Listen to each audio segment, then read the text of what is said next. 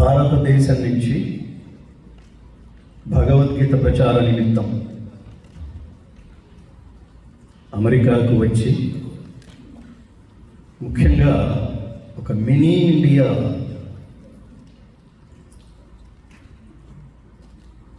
Maximum Telugu అని పేరు తెచ్చుకున్న డల్లాస్ నగరంలో తెలుగు వాళ్ళ చప్పట్ల సౌండ్ ఇంతేనా?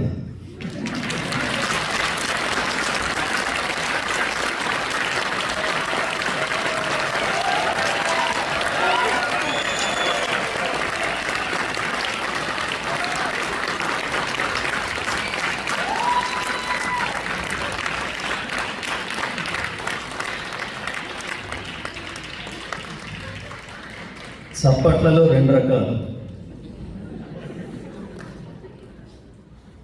అనుభూతితో కొట్టేవి, సానుభూతితో కొట్టేవి. ఏమర్థమైందో అలా కొట్టండి.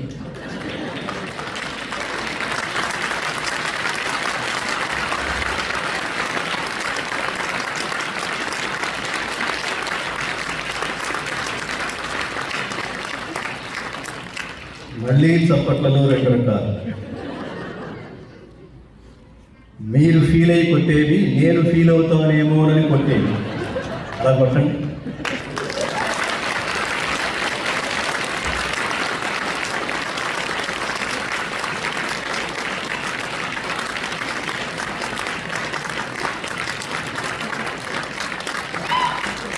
చప్పట్లలో మళ్ళీ రెండు రకాలు. మీకు అర్థమవుతుంది కదా, రెండేసి ఎందుకు చెప్తున్నాను చూస్తున్నా చివరి వరకు. చప్పట్లలో మళ్ళీ రెండు రకాలు, దిగిపోమ్మని కొట్టేవి, ఎదిగిపోమ్మని కొట్టేవి. ఇప్పుడు చెప్పండి.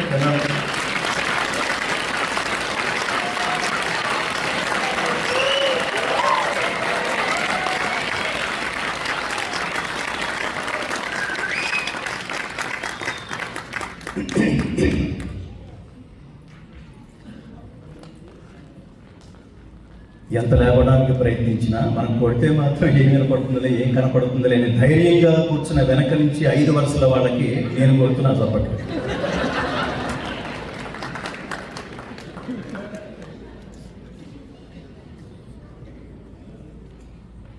ఈ ముందు కుర్చీలు కొన్ని ఖాళీగా ఉన్నాయి, వెనక నుంచి వచ్చి కూడా ముందు కూర్చోవచ్చు. ఫిల్ అయిందనే ఫీలింగ్ కలగడానికి.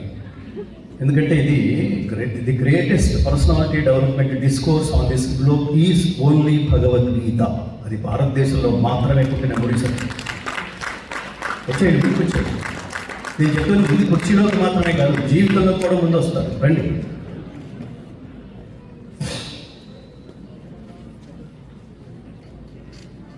భారతదేశంలో పుట్టినందుకు మిత్రులారా,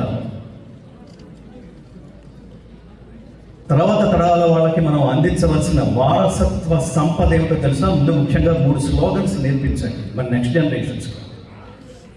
అప్పుడు మన ఉనికి ఏమిటో మనకి తెలుస్తుంది, మన జన్మకి ఒక సార్థకత ఏర్పడుతుంది. మా నాన్న మా అమ్మ they belongs to this country. A country అని అడుగుతాడు పక్క కంట్రీ వాడు. అప్పుడు చెప్పవలసిన నినాదాలు ఏమిటంటే, అందరూ చెప్పండి, జై శ్రీరామ్. రెండవ నినాదం జై శ్రీకృష్ణ. మూడవ నినాదం భారత్ మాతాకి. మొదట్లో చప్పట్లు కొట్టమని ఇబ్బంది పెట్టాను కదా, ఇప్పుడు ఈ 3 అనకపోతే వీడేం ఫీల్ అవుతాడేమని అంటారు కదా మీరు. కాదు మిత్రులారా, వీటికి ఒక రహస్యం, వీడికి ఆంతర్యం. భారతీయుడు ఏది మాట్లాడినా, ఏ అక్షరం పలికినా, ఏ శబ్దం ఉచ్చరించినా, ఏ మంత్రం చదివినా, ఏ కీర్తన పాడినా, ఏ పాట పాడినా అది ప్రపంచానికి ఒక సందేశం అవుతుంది. నిజానికి మన పక్కింటి వాడితో మనకు అవసరం లేకపోతే పక్కింట్లో ఎవడున్నాడో కూడా మనం తెలుసుకునే ప్రయత్నం చేయం మిత్రులారా. అలాంటిది యుగాల క్రితం వెళ్ళిపోయిన శ్రీరాముడితో మనకేం అవసరమని జై శ్రీరామ్ అని ఇప్పటికీ అంటున్నాం మనం. ఆలోచించండి, ఎందుకు జై శ్రీరామ్ అనాలో తెలుసా మిత్రులారా? ఎప్పటి త్రేతాయుగం వాడు.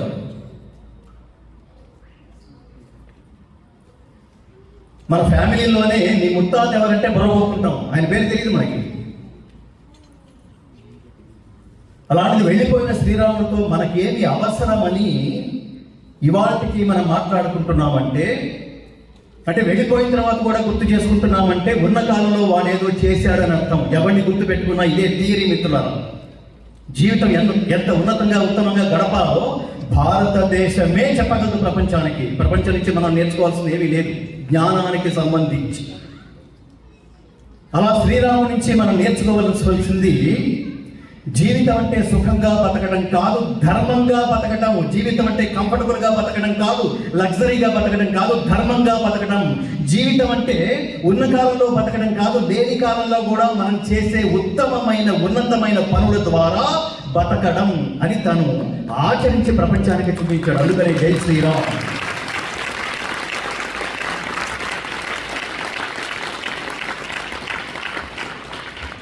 ఇప్పుడు చెప్పండి, ఎవరు అడిగినా కూడా, ఎందుకు మళ్ళీ ఈ monitors levels why you are again decreasing, increase the monitor level and as well as theatres one also. జై శ్రీకృష్ణ అన్నాం. ఏమిటి జై శ్రీకృష్ణ? ఎందుకు జై శ్రీకృష్ణ అనాలి? శ్రీకృష్ణుడికి ఎందుకు జయ జయలు పలకాలి? ఏమిటి వాడు ఎందుకు ఆదర్శమూర్తులయ్యారు అంటే ఏదో క్వాలిటీస్ ఉన్నాయి. తత్వం అంటాం మనం, తత్వం నీవే అది. చాందోగ్యోపనిషత్తు చెప్తుంది తత్వమసి, తత్వం అసి, నువ్వే అది అయి ఉన్నావు. ఏమై ఉన్నావు చెప్పుకుందాం తర్వాత. ఆఫ్టర్ ఒక సినిమా చూస్తున్నప్పుడు సినిమా అంతా అయిపోయిన తర్వాత డైరెక్టర్ చివరికి film presented by a film by అని పట్మని చెప్ప స్టాంప్ గుర్తుంది చూడండి. దిస్ ఈజ్ మై స్టాంప్ అన్నాడు ఆ డైరెక్టర్. ఈ విధంగా అది ఎంతకాలం స్టేజ్ ఎంతకాలం తెరల మీద ఉంటుందో తెలియదు, ఎంతకాలం అది ఎక్స్పైర్ అయిపోతుందో తెలియదు. కానీ వెళ్ళిపోయిన తర్వాత కూడా ఎక్స్పైర్ అయిపోని, ఎక్స్పైరీ డేట్ లేని జీవితం గడిపారే ఆయన శ్రీకృష్ణ పరమాత్మ. ఎలా ఎలా ప్రపంచంలో అత్యధిక ప్రాంతం అజ్ఞానాంధకారంలో మునిగి ఉన్న సమయంలో భారతదేశం ఆధ్యాత్మిక ప్రకాశమై జాగృతమై విరాజిల్లింది. ఏమిటి ఆధ్యాత్మిక ప్రకాశం? అధ్యాత్మ విద్య అంటే spiritual discourse. Spiritual is a story, spiritual lessons, spiritual education. Spiritual education అంటే అర్థం ఏంటంటే how to lead your life in a greatest way. ఇందాక చెప్పారు, వెళ్ళిపోయిన తర్వాత కూడా బతకడం ఎలా. 84 లక్షల రకాల జీవరాశుల్లో ఒక్క మనిషి మాత్రమే ఆలోచించగలడు మిత్రులారా. మిగతా జంతువులకి ఈ బుద్ధి లేదు, ఈ జ్ఞానము లేదు. అందుకని అలాంటిది వెళ్ళిపోయిన తర్వాత కూడా మిగిలిపోయేటన్ని గొప్ప పనులు చేసే ఆలోచన గీత చెప్తుంది. యద్యదాచరతి శ్రేష్ఠః తత్తదేవేతరో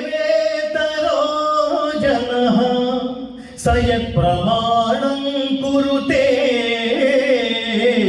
లోకస్తదనువర్తతే.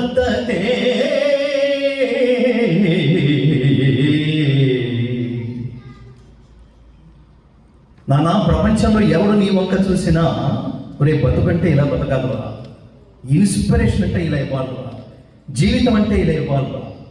ప్రతి వాడి జీవితంలోనూ 2 చైర్స్ ఉంటాయి మిత్రులారా. ఒకటి వ్యక్తిగతం అనే చైర్, రెండవది వృత్తిగతం అనే chair, professional chair and personal chair. Personal chair నుంచి మరణం పేరుతో ఆ చైర్ ఖాళీ చేసి వెళ్ళిపోయినా,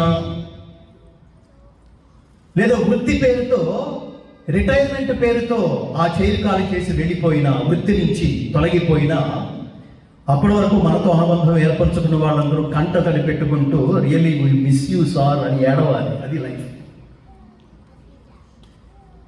మరి వెనకాల రావాలి. కొంతమంది మహానుభావులు పోతుంటే కొన్ని వేల మంది గ్రామం తరలి వెళ్తుంది చూడండి, అది లైఫ్.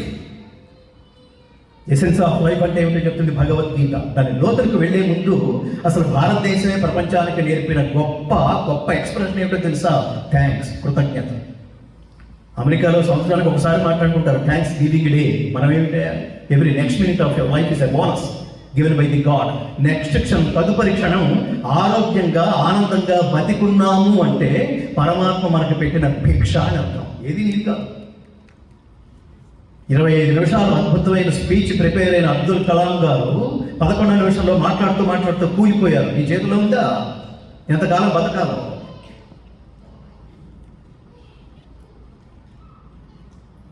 భగవద్గీత చెప్తుంది, నీకు దీర్ఘ జీవితం కావాలా, దివ్య జీవితం కావాలా? ప్రపంచంలో ఇలాంటి మాటలు ఎక్కడ దొరకవు మిత్రులా. నేను ఇంజనీర్గా చెప్తుంటాను, ఐఫోన్ కావాలంటే రండి అమెరికాకి, ఇంకోటి ఏదో కొనుక్కోవాలంటే ఇంకో దేశానికి పోండి, ఇంకోటి ఏదో కొనుక్కోవాలంటే ఇంకో దేశానికి పోండి. మెటీరియలిస్టిక్ లైఫ్లో ఎలా బతకాలంటే పోండి, మిగతా ప్రపంచం అంతా నేర్చుకోండి. How to earn money. కానీ జ్ఞానం తెలుసుకోవాలంటే ప్రపంచం మొత్తం తరలి రావాల్సింది ఒకే ఒక దేశానికి, అది మేరా భారత్ మహాన్.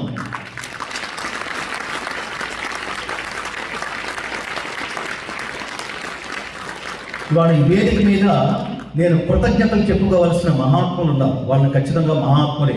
ఎవరు పడితే వాళ్ళ మహాత్ములు అనకూడదు మిత్రులు. ఎవడైతే నిరంతరం బతుకున్నప్పటి నుంచి, వాడి ఊహ తెలిసినప్పటి నుంచి పోయేంత వరకు వాడి కోసమే బతుకుతాడో వాడు మహాత్ముడు కాదు. వాడు ఉత్త ఆత్మ కూడా కాదు, ప్రేతాత్మని పిలవచ్చు. నహి కళ్యాణ కశ్చిత్ దుర్గతిన్ తాత గచ్చతి.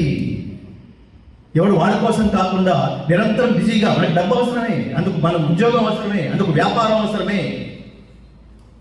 దాని నుంచి తిరిగి కంట్రిబ్యూషన్ పేరుతో what you have given back to the society. ఎక్కడి నుంచి వచ్చావు? ఇంత స్థైర్యం ఎక్కడి నుంచి వచ్చింది? ఇంత ఐడియాలజీ ఎక్కడి నుంచి వచ్చింది?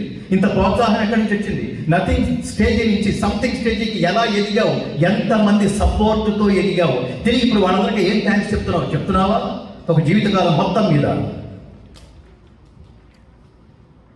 ఇవాళ వేదిక మీద ఈ ప్రపంచంలో ఏంది నేను కాదు మిత్రులారా, నేను అనే సోలో ఎక్కడా లేదు ఈ ప్రపంచంలో. భగవద్గీత తెలుసుకుంటే, జ్ఞానం అంటే ఏమిటో తెలుసుకుంటే, మన జీవితం అనే డిక్షనరీలోంచి నేను అనే అహంకారం పోతుంది, నాది అనే అటాచ్మెంట్ మమకారం పోతుంది. ఈ రెండు పోవాలి, ఎందుకంటే రెండు శాశ్వతం కాదు కాబట్టి.